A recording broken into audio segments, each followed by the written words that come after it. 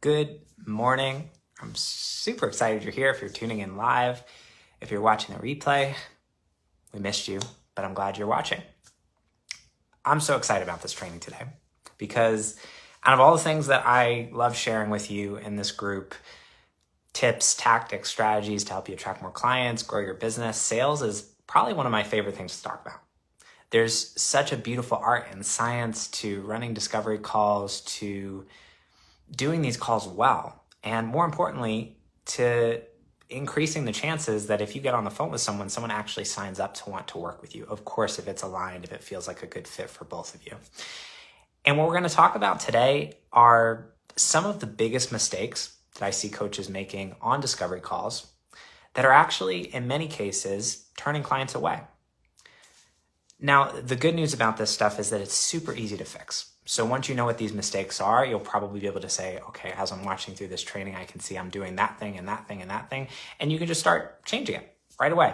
And in many cases, increase your close rate, improve the chances that someone is actually going to sign up to work with you when you get on the phone with them, which is super awesome, right? Because we all want more clients. And if you're here, you probably want to grow your business. You want to attract more clients. You want to be making an impact. And that's why I love the work that I do, because it's not just about making more money. It's not just about signing another client. It's about every single person that comes into your space has the opportunity to experience an incredible transformation. Their lives forever changed by the work that you do. And so this is really about creating more of that. How do you do more of that? And how do you avoid these mistakes that stop you from creating that? That's really what our training is about today. So super excited to share this with you. There's a ton of new people coming into this group. We've, I think, close to 100 people in the past week who have joined our group. So I wanted to introduce myself really quickly. For those of you who don't know me, my name is Jason Moss.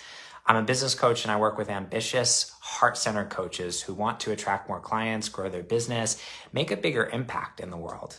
And what I do is share with them the roadmap, the strategies, the tactics, everything that they need in order to attract a consistent flow of new clients into their business and do it in a way that feels heart-centered, in a way that feels aligned, in a way that feels authentic.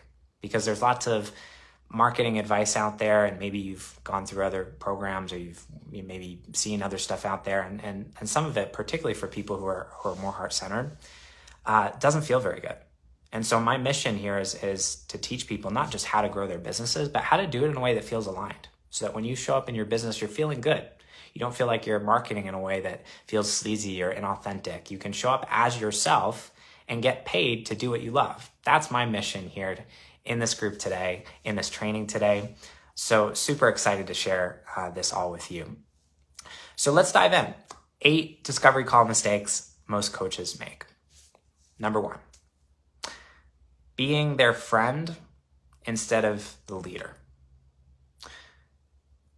The truth is that when you get on a call with someone, the first 5 minutes of the call really set the tone as to the relationship that you have with somebody else as you're moving through that conversation.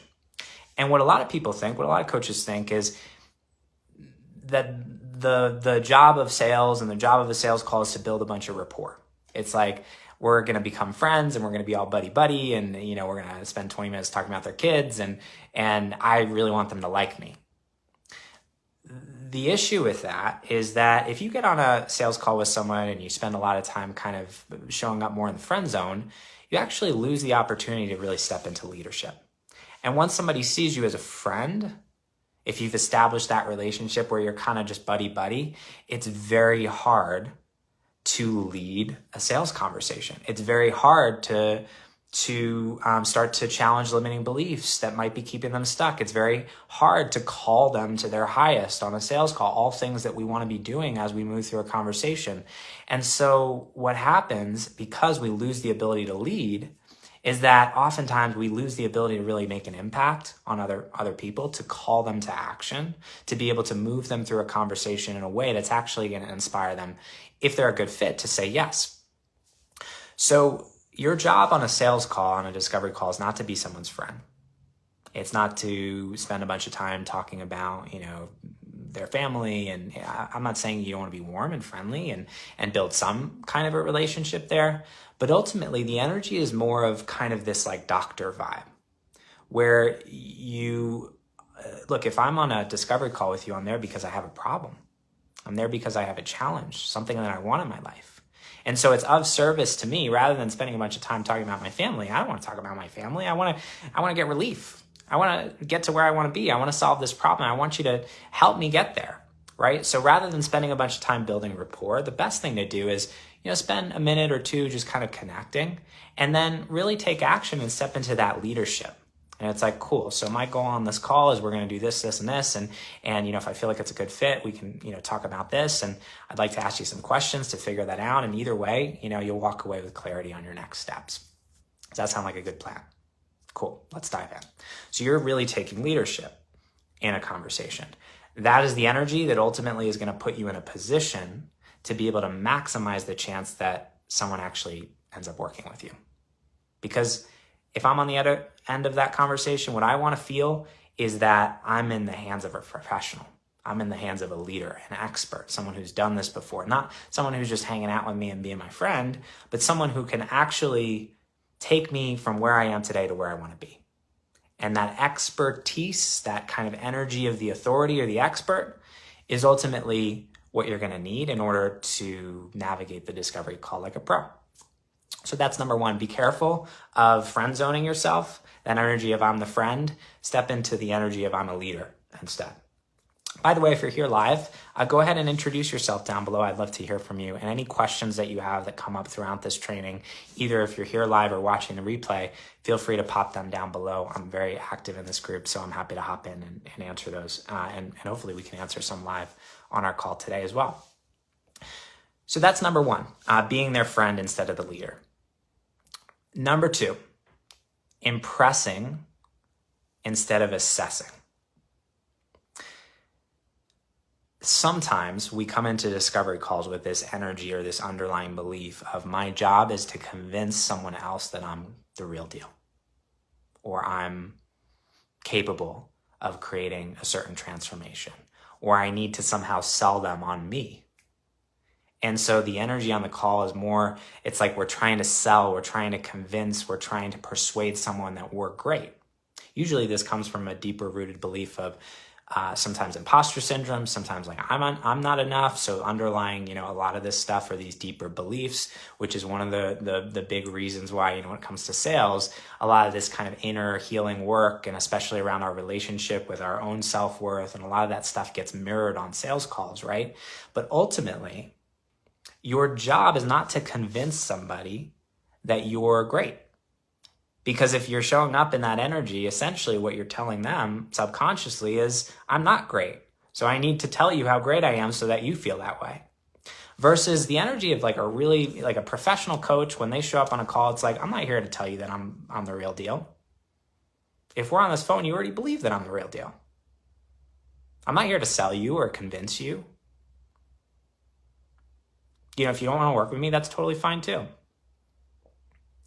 So that energy communicates much differently. And ultimately what's going to happen is someone will match you at the level of your own self-belief. So if you show up to the call believing that someone's there already thinking that you're great, already believing in you, they're hoping that you're the real deal. They're not needing you to convince them of that. Then ultimately that's what they're going to get, what you're going to get back from them. It's super interesting to see how this plays out energetically because there's the tactics, the strategy, of course, all the surface level stuff. It's a big part of what I teach in all my programs because you need to understand how to navigate a sales call, right? There's a process, there's things that you need to hit, but there's also the energetics underneath it. Not a lot of people talk about this stuff, right? So your job is not to impress someone in a sales conversation. Your job is really to assess, number one, what they need. What's the real problem, right? When you go into a doctor's office, is the doctor spending all this time telling you about his credentials and how great he is or she is? Probably not. They're asking questions to figure out what's really going on. And if they're the kind of doctor where you walk in and they spend the first 5 minutes telling you like, oh, I've worked with 3,000 patients and I've done this, this, and that, you're probably like, I don't care about that. What I care about is, can you help me solve my problem, right? So number one, we're really assessing like what's actually going on with this person. What's the challenge or the problem? What are the roadblocks? What do they really want? Can I help them? Am I a good fit for them? Are they a good fit for me? Because I'm selective and I don't work with everyone. I only want to work with people who I feel like, I'm really going to enjoy showing up to the calls and hanging out with, because I've got more than enough people to choose from, right? So I'm not just going to take anyone. I need to make sure you're a good fit for me too. So it's more this energy of assessing rather than impressing. And energetically, that's what's going to create this feeling in the mind of somebody else that's like, wow, this person's the real deal. This person's the real deal. It's the same thing, if you think about, like, you can go out on a first date with someone.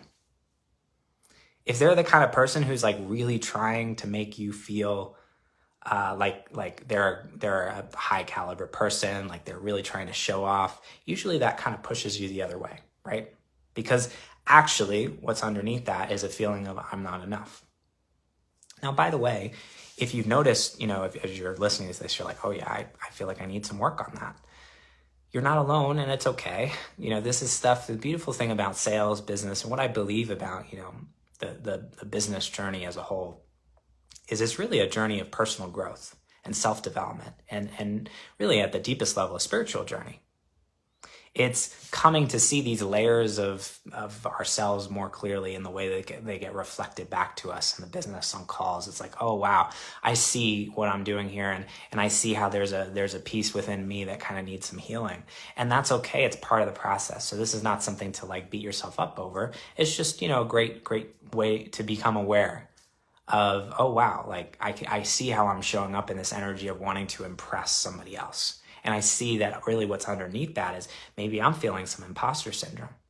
Maybe I'm feeling like I'm not really worthy of signing this client. So how can I kind of do the inner work on myself to be able to show up and really own the fact that, I'm a high caliber coach.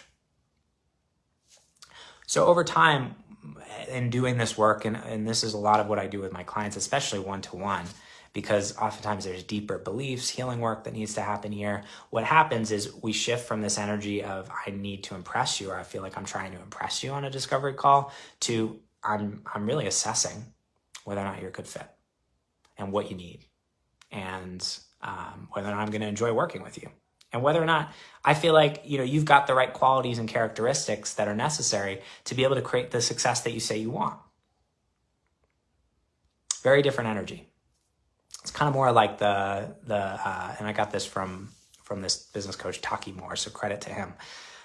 If you think of like Simon Cowell on American Idol, like he's not sitting up there thinking like, I want this person to like me when they come on stage and they audition. It's the other way around. It's I'm assessing whether or not you're a good fit for what we do here. So how can you embody more of that energy when you get on the phone with someone?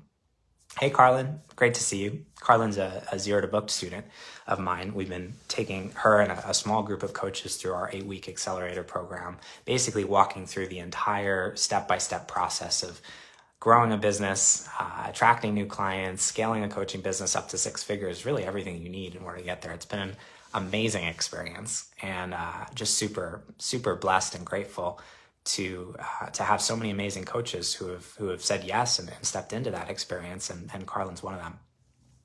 So that's number 2, impressing versus assessing. Number 3, sharing the investment before the call. In most cases, if someone reaches out to you and says, how much does this cost before you get on the discovery call with them, it's usually a bad idea to tell them, hey, this is what it costs before they get on the phone with you.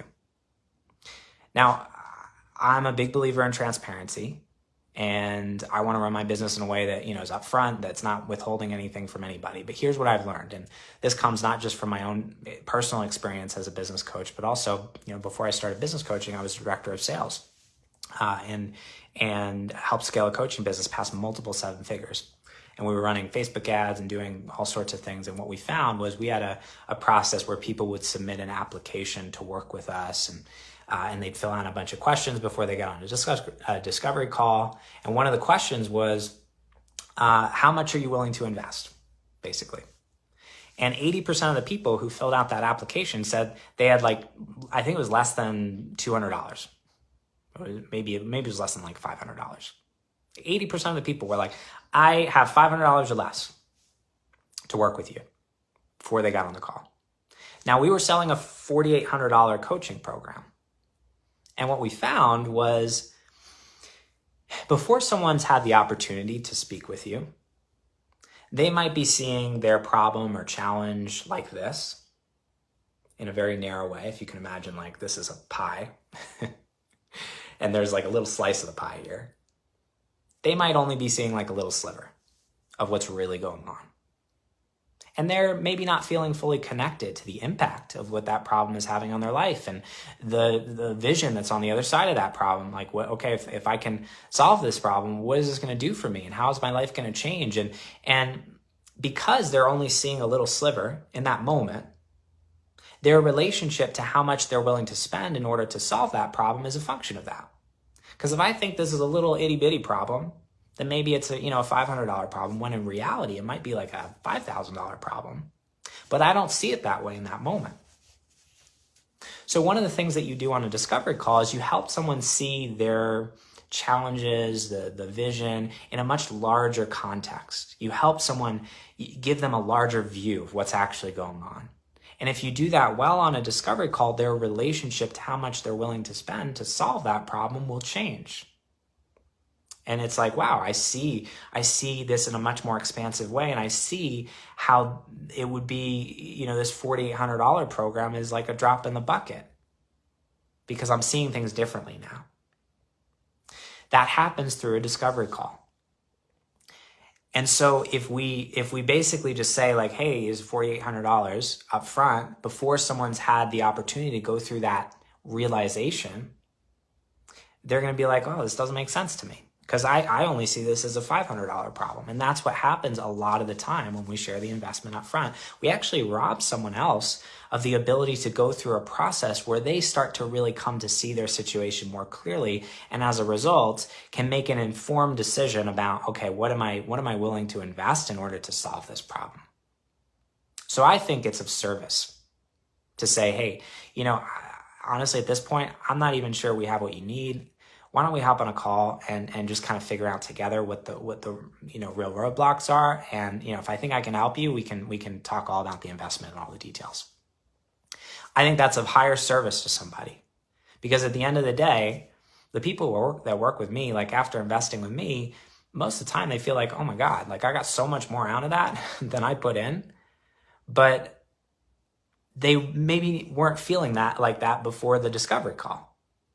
Maybe they were only thinking, I just need you to tell me like some social media tips.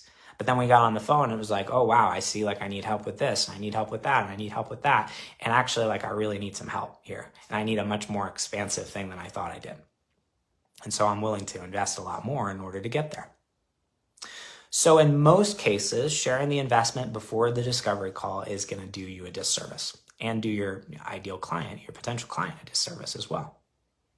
Because they might walk away from a situation that could actually really benefit from, them. The other thing is people don't really, like the investment only comes once somebody really feels connected fully to, their situation, what they want, and also your process and your method.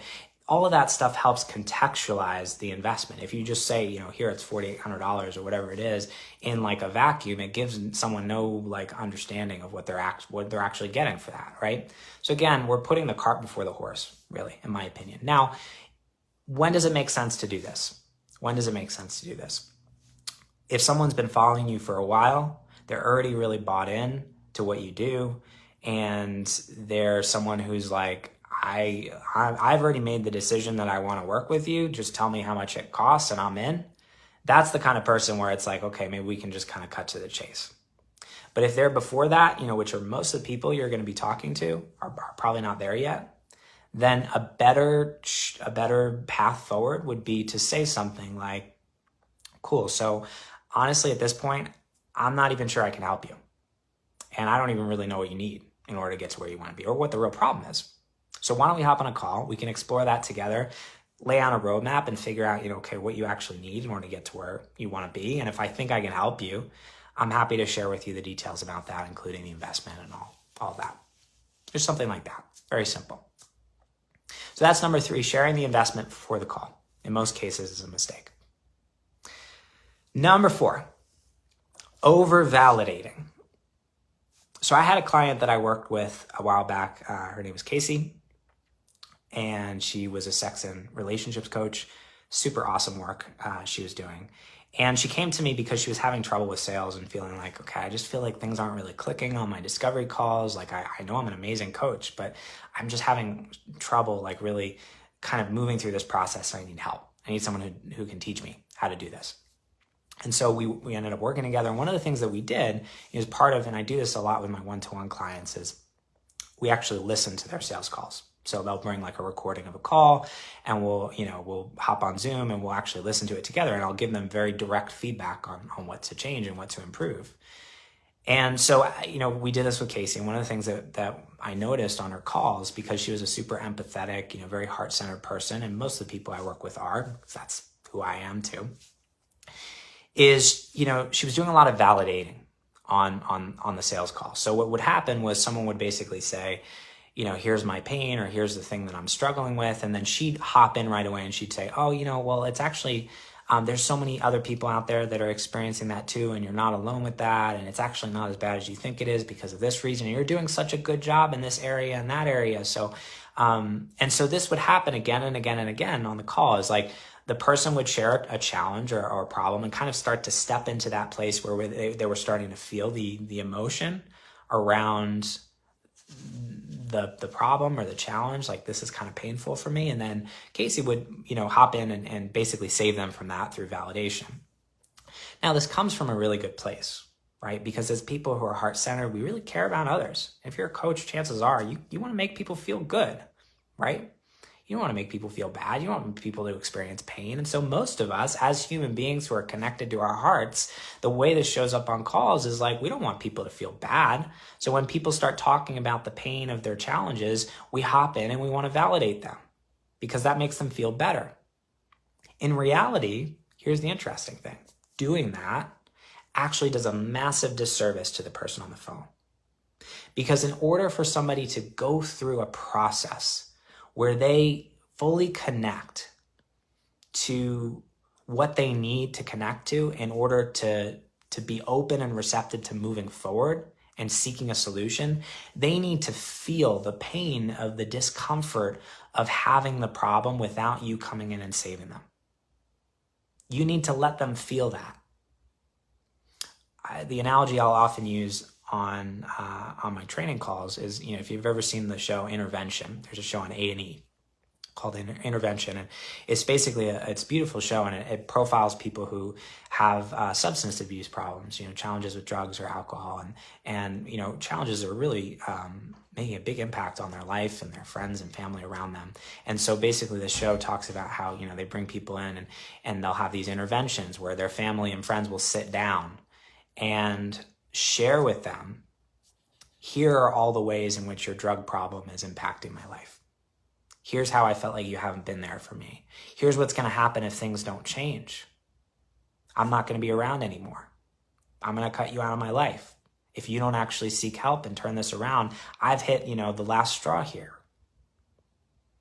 And so the intervention is basically designed to help somebody fully experience the weight and the pain of what's going on, how this is impacting all the people around them, what happens if things don't change, what negative consequences they're going to experience as a result, right?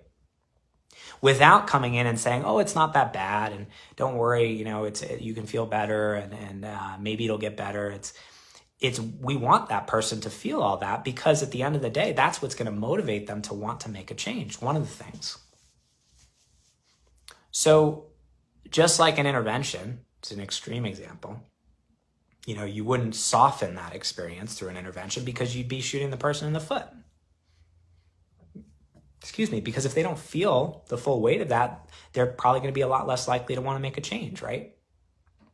So same thing applies when it comes to discovery calls. We really want somebody to connect fully to that, and that's of service. It's of service to them. Because at the end of the day, when we get on a call with someone, it's not about us. It's not about signing a client. It's about helping them get to where they want to be. And one of the tools that we use to create enough leverage for somebody to actually make a change in their life is helping connect them to the impact of what's actually really going on without saving them, without validating, without swooping in to make them feel better. It's a hard thing to do, especially for people who are more heart-centered. But if you remember that it's of service to connect somebody to that it's not about you getting a client, it's about you helping them connect to the things that they need to connect to in order to make a change in their life that's ultimately going to benefit them, then it becomes a lot easier. So be careful of over-validating. Be careful of over-validating. That's a big one.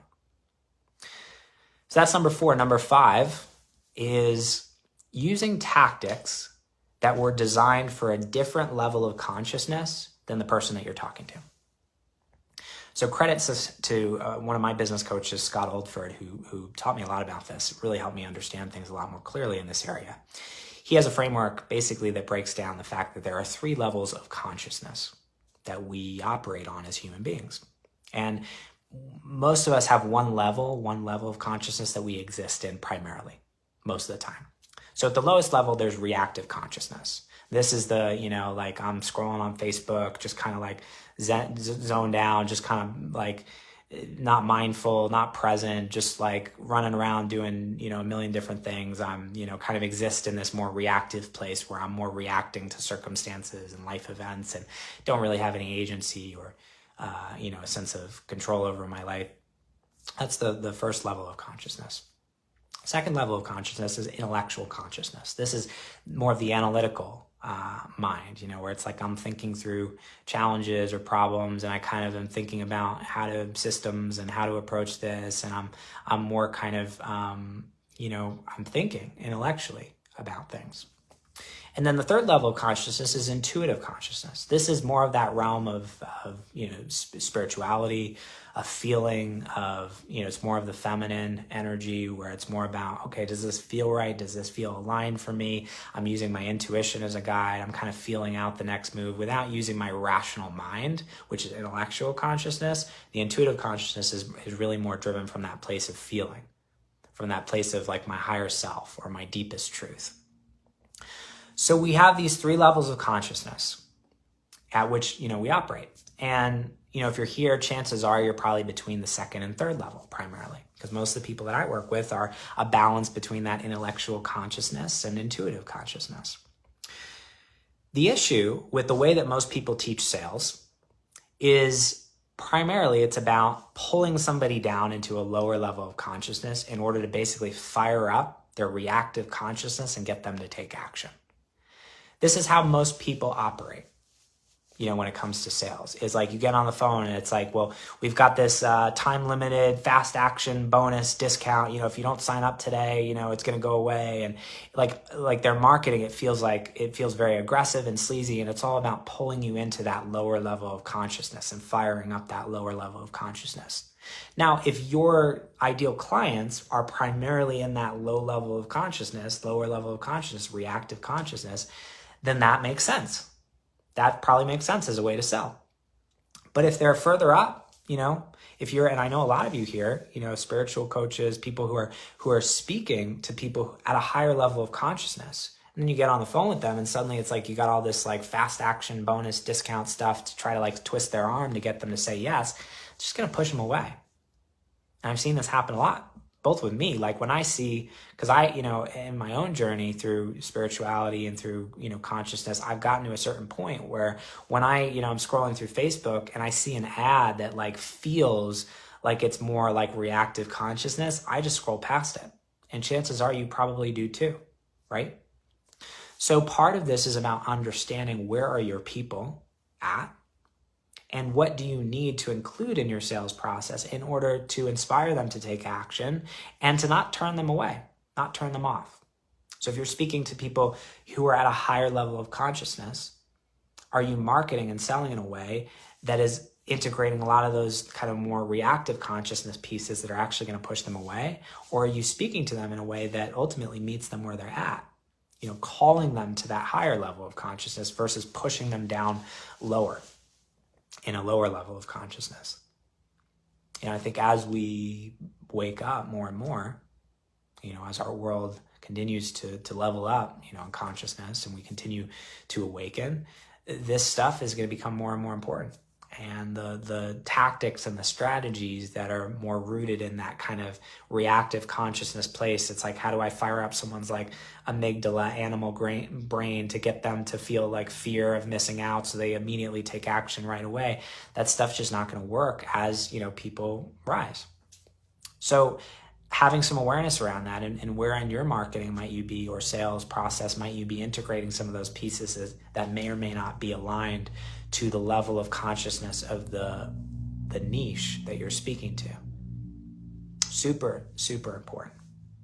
Super important. That's number 5. This is a powerful training today, by the way. Any one of these things, I think, can make a huge difference for you in your coaching business. Super excited that I get to share this with you. So that's number 5. Number 6 is avoiding the unspoken. Sometimes when you're on sales calls, discovery calls with people, you just get this kind of feeling like there's something that's not being said. Like sometimes you get like you might ask a question, you get an answer from somebody, and there's something else that they're not saying, or maybe they're saying the words, but you're not really feeling like the energy behind it. Like, for example, you might ask like someone, well, why now? Like, why is this so important to you? Like doing this today, or taking action on this and really, creating this transformation in your life right now. And they're like, well, it's just something that, there's no other choice. But it's like they're saying the words, but you don't really feel that energy of like, there's no other choice, like this is like, there's this discrepancy, or there's just some weirdness in the call that you can't quite put your finger on, but it's there. Everyone who's watching this, you're pretty intuitive. Chances are you can feel that stuff out, when you're on a conversation with someone. And so sometimes like, if you've been given like a sales script or you're using a script, it's just like, we think that our job is just to kind of like check the boxes on this script and go through this process. And it feels like, okay, we can't deviate from the script. And if, we're feeling something, we should just kind of bulldoze through it. One of the biggest lessons that I've learned, and I've worked with some of the best sales trainers in the world, especially when I was director of sales, that was a big part of what I did. I had the opportunity to work with some amazing trainers and some amazing coaches. And one of the things that this guy Keith Rosen taught me was call out the elephant in the room. If there's something that's unsaid or unspoken, rather than just bulldozing through it, you can use a line like, I'm sensing that there might be a little bit of tension here. Is there any truth to that? And just a very neutral way of calling it out and opening up a conversation. You want to call those things out because they're there whether you acknowledge them or not. And if you don't acknowledge them, they're going to become barriers that often prevent someone from feeling like they're in a place where they are ready to say yes. But if you can get really good at stepping into that leadership, again, going back to point number 1 here, why it's super important that you don't friend zone yourself when you're on a discovery call, because this requires you to be in the position of a leader on a conversation. You can't really do this very well if you're in the friend zone. But if you're in the leader position, you can call that out. And oftentimes, from a place of love, it's not like we're accusing or we're beating somebody up, for feeling something, or it was just curiosity. It's like, hey, I'm sensing there might be a little bit of something here. Like, is there any truth to that? And people will tell you. And suddenly you'll have deepened the relationship and connection with them. And you'll get a lot of stuff aired out. It's like, well, like I'll ask a question like that and people will tell me, well, to be honest, I'm just like feeling really nervous and concerned about, my finances right now. And that's why I'm feeling a lot of tension on this conversation, because I'm like, worried about what that's going to look like. And so it's like, okay, well, cool. I totally appreciate that. And there's no pressure for you to make a decision on this call. We can just kind of explore it together and talk about, whether or not it makes sense for you. And we can kind of go from there. How does that sound? And it's like, oh, okay, I can relax. And now you've built this deeper connection with somebody else and you feel like there's actually dialogue happening. So many discovery calls I listened to, and this was a big part, when I was leading a sales team, it was like I listened to discovery calls and it was like people were talking at each other, but there wasn't really a sense of like dialogue, like really free flowing energy. And when you feel like you're on a call with someone and everything's kind of aired out and there's really an authentic connection with somebody else and someone feels like they can share with you some of those things that might be a little bit uncomfortable, that ultimately is really where you build that connection with somebody else so that they can actually be in a place where they can feel comfortable moving forward and working with you. Super important. So don't avoid the unspoken. Call it out. Very easy way to do that. Hey, I'm sensing that there might be a little bit of plug it in there, whatever it is. Is there any truth to that? That's 6. Number 7, pitching the process instead of the result. People don't care about your coaching. People don't care about your process. People don't care about how it all works. They don't care about the nitty-gritty details of what you do. What they care primarily about is how do you take me, what they care primarily about is really, am I going to get to where I want to be? Am I going to get from A to B?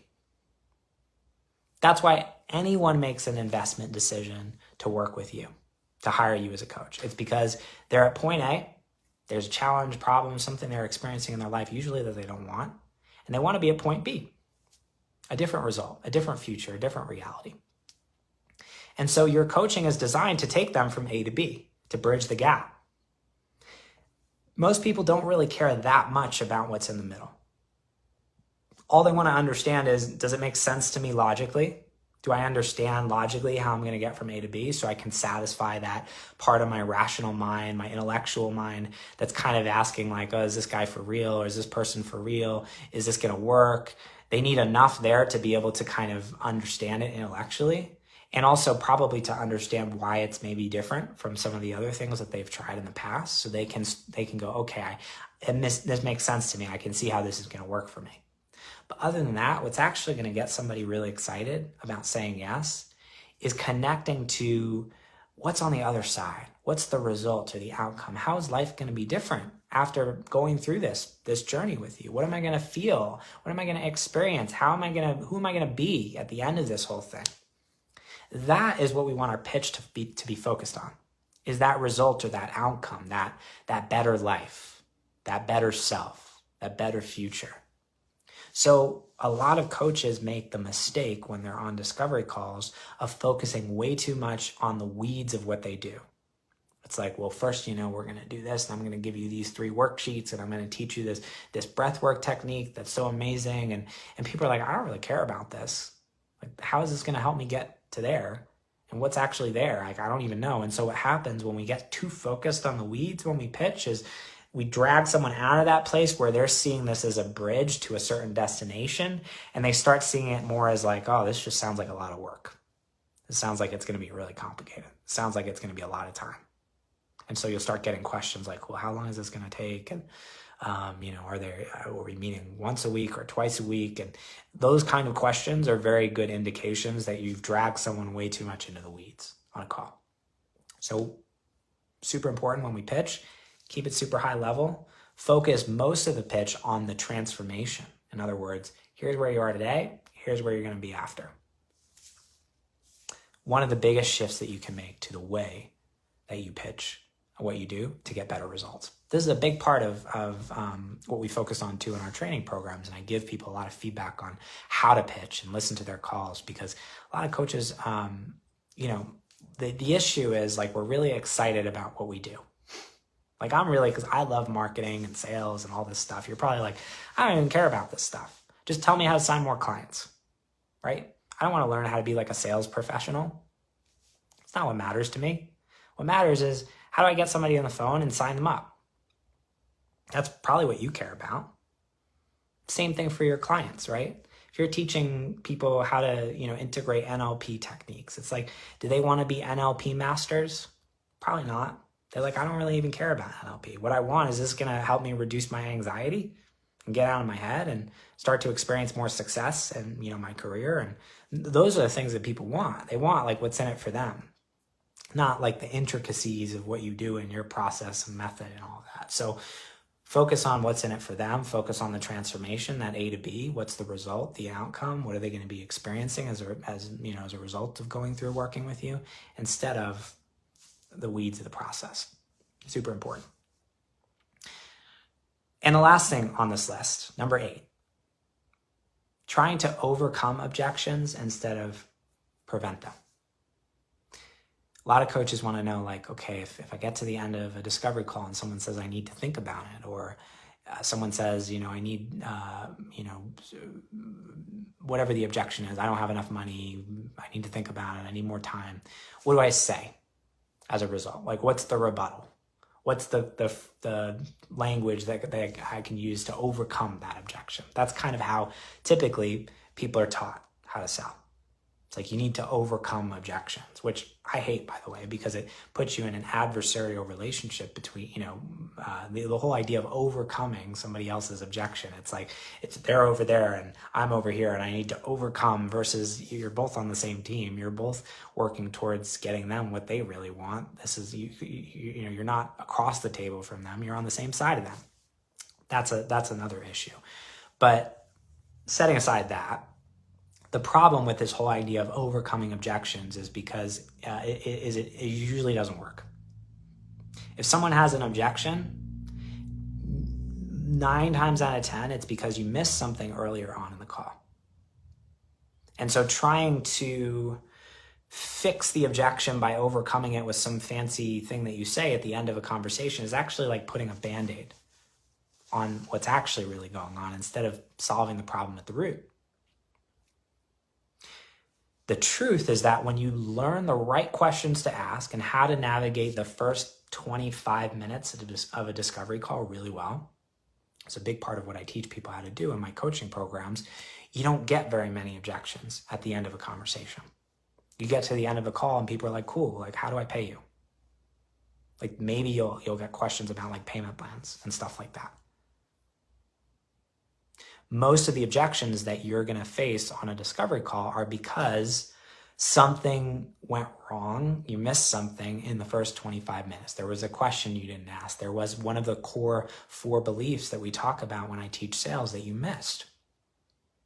And so if you miss those things, then you get all sorts of objections at the end, and it's like, how do I fix that? The truth is, if you learn to ask the right questions earlier on in the call, you won't have to deal with a lot of that stuff. And honestly, a lot of it is your marketing as well. Because by the time someone gets on the phone with you, they should already be in a place where they're like really excited about the possibility of working with you. And you do that through your content. So by the time someone gets on the phone with you, it's like, yeah, cool. Like, this sounds awesome. It's not like, how do I drag somebody through the weeds to get them to say yes? It's more like an easy and simple conversation. And honestly, that's the biggest thing that's going to make an impact on your close rate on discovery calls. It's not what happens on the call. It's what happens before the call. It's your marketing. It's your content. It's everything that you share with somebody before they actually even get on the phone with you. How can you overcome objections in your content, for example? So that by the time someone gets on the phone with you, they're not thinking, I can't afford this, or they're not thinking, I don't have enough time to do this, or they're not thinking, I got to think about this. They're already in the mindset. They already hold the beliefs that they need to hold in order for them to say yes. How can you do that in your content? And also within the first 25 minutes of a conversation. So this whole idea of overcoming objections, I don't really love it. Not to say that there aren't certain things that you can say on the back half of the call, and these are a lot of things that I teach as well. There's certain approaches and strategies that do work, but 9 times out of 10, a better approach is, how do I prevent these objections from actually even coming up in the first place? And that happens through content. It also happens through the first 25 minutes of a discovery call. So these eight mistakes that, a lot of coaches are making are super easy to fix. That's the good news. And so hopefully, through this training, you've got some clarity. You've been able to see, okay, here are a couple of things I can improve and start to address in my discovery calls. And of course, this is going to take time. It's going to take you experimenting, and you're not going to land every call, and that's totally normal. You're going to have certain calls you're like, oh my God, I can't believe I screwed that up. That's also a part of the process. So we can be gentle, with ourselves through this journey. Now, if you're watching this, you might be someone who's like, great, I have what I need. I feel like I have the roadmap. I'm ready to start doing this better. And I'm going to go off and do that. And that might be great. You might be the kind of person who's watching this and thinking, you know what, Jason, like, I want to work with you and I need some help. building this all out. I want, your sales process, but I also want to learn how to get people on sales calls in the first place, right? Because this is great if you have a bunch of leads coming in the door. But honestly, for most coaches, the biggest problem is just like, how do I actually get people on the phone in the first place? So how do you do that? That's a whole nother set of, skills. And then how do you sell? How do you actually really do that well? And how do you really, more importantly, attract a consistent flow of new clients? There's really quite a few keys in order to make that happen. And, look, there's a lot of trainings in this group that cover a lot of the fundamentals on how to do this. But, like any professional coach, if you're watching this, you're probably not the kind of person who's just like, I just want to sit around and watch free trainings all day. You're the kind of person who's like, I want to bring help on board. I want to get mentorship and resources and support. And I want to bring people on my team who can walk me through this and give me that personalized support and get some eyes on my business so I know exactly what to do and I can get there a lot faster without wasting as much time and money and just kind of spinning my wheels on my own. And if that sounds like you, if you're someone who falls into that camp, if you're an ambitious, heart-centered coach who has signed at least one client, but is in the early phases of your journey, you're doing under 6 figures and you want that roadmap, that guidance, that mentorship, that support to be able to learn exactly what to do to attract a consistent flow of new clients and grow your business and make a bigger impact and really do what you're being called to do. Financial freedom, to be able to work with people you love, to be able to create incredible transformations in the lives of others. This is what I help people do. And this is what my programs are designed to help create for others. So if that's someone that sounds like you, and if you're interested in exploring what that looks like, go to my website right now. Do it right now, because otherwise you're going to forget. Let's be honest. We got a lot going on. I know you do too. Go to jasonmoss.com, JASONMOSS.com. There's a button on that page that will take you to an application page. You just click that button and it'll go to a page. Submit an application. And I'll take a look, or my team will take a look. And if we feel like it might be aligned, we'll reach out to you with the details and we can kind of go from there. And we'll have a chat and explore, number one, what you really need. And number two, if we think we can help you. And if so, we can share the details and you can decide what you want to do. No pressure. So go to jasonmoss.com. You can also click the link. I think there's going to be a link. If you're watching this on the replay, there should be a link in the description of this video. And you can click the link to go straight to the application page as well there. So either way, whether you're here just to hang out, that's totally cool too. Or if you want to take those next steps, you know where to go. I'm excited you're here. I'm excited you're in this community, and I'm glad you joined us. We've got so many people joining this group, and I think we'll probably hit 1,000 members before, I would say, in the next 3 months. So I'm super excited just by seeing how quickly things are growing, how many people are coming in here, and more importantly, the community that we're building together. So if you're here, if you're engaged, you're involved, you're watching my trainings, I would love to see you more active and present in the group. Share, create a welcome post and introduce yourself to everyone. Share a challenge that you're experiencing or a win. Share wins with others. This is a great way to inspire other people too. When I see, other coaches who are crushing it, it always inspires me. So those are some things you can do. And there'll be lots of free trainings coming up in this group. If you're interested in learning more about working together on a deeper level, go to jasonmoss.com, click that button on that page, and that will take you to the next steps. And until next time, great to connect with you today. So thanks for watching, and we'll see you soon.